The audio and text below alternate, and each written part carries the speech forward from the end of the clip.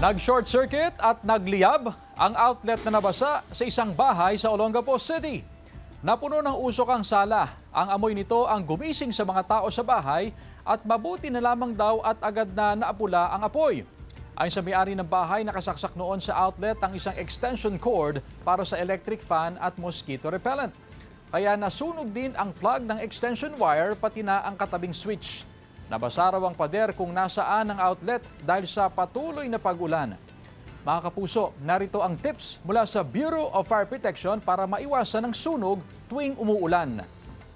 Tiyaking tuyo at malayo sa tubig ang electrical appliances. Kung basa ang mga kamay niyo, huwag itong hawakan.